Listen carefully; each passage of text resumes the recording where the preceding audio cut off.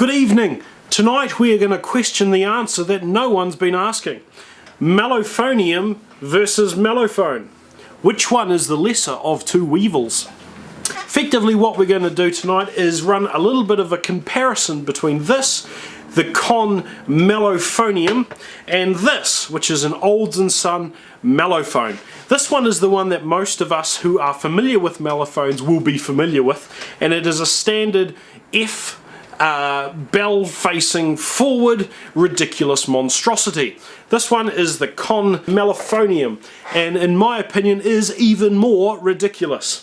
Both of these instruments are in the key of F, and in this video we're going to do a little bit of a comparison between what they sound like and what they feel like to play. So what I'm going to do is play two short extracts of music. I'm going to play something a little bit vigorous and something a little bit slower. Not particularly slow because otherwise you'll fall asleep, and not particularly vigorous because I lack the talent. First up we have an excerpt out of Slavish Fantasy played on the Mellophone.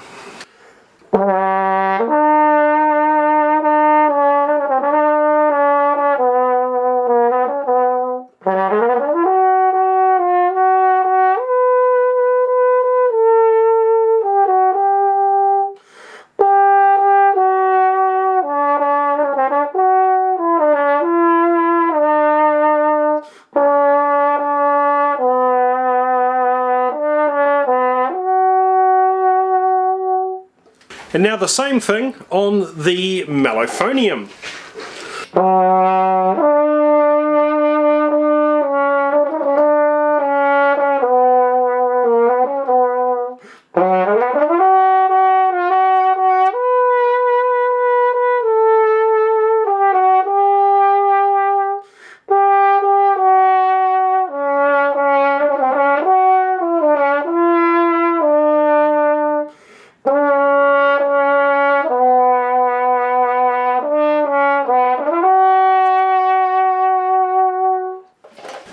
Right, and to play something a little bit more vigorous, I'm going to play a variation out of one of the arrangements of the Carnival of Venice.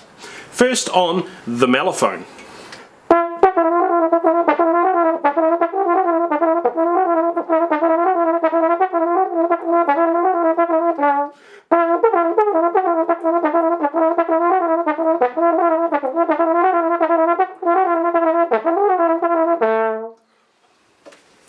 And next on the Mellophonium.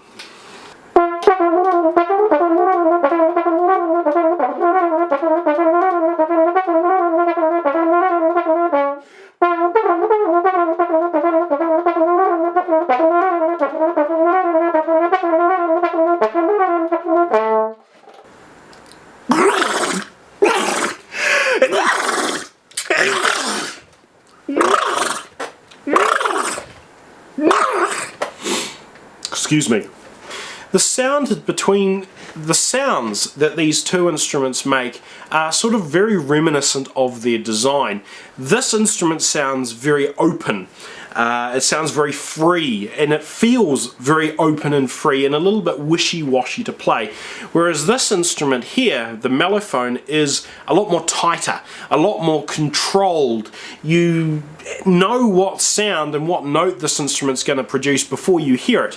Whereas with this instrument, the Mellophonium, it's a little bit more like pinning the tail on the donkey when you're blindfolded.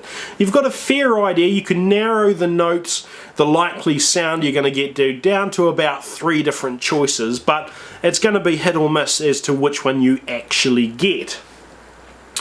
So that's a distinctive downside to the instrument. If I had to choose which one I was to play regularly, then I'd have to choose the mellophone. It is a lot more interesting, and it's a lot more satisfying to play because you're a lot more certain about what notes you're going to get.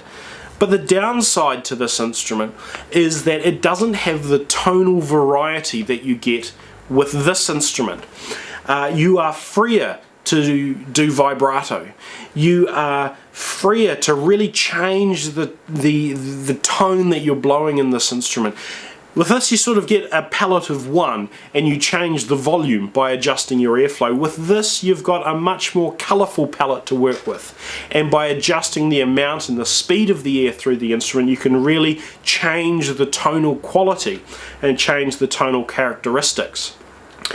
The downside though is that if I was to choose the lesser of two weevils, they are still both weevils. They're both instruments that you know, when you compare it to something that isn't quite as ridiculous, it really doesn't stand up, it doesn't hold water. Now why do I think mellophones are ridiculous? Well, I'm holding the answers in my hand. These massive pair of great luminous orbs are just ridiculous. Why do they need to be that way? I suspect that the tuning issues, the weird intonation, all that sort of stuff has got a lot to do with these.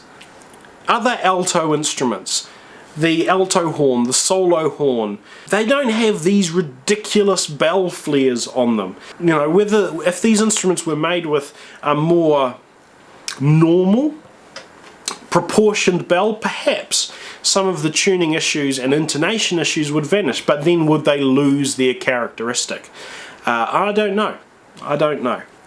But anyway, this has been a video in which I have demonstrated some of the sound differences and explained them a bit, and I hope in doing so it meets your expectations when you read the title. I have been accused of clickbait a couple of times, yes, but such is life. Thank you very much for watching.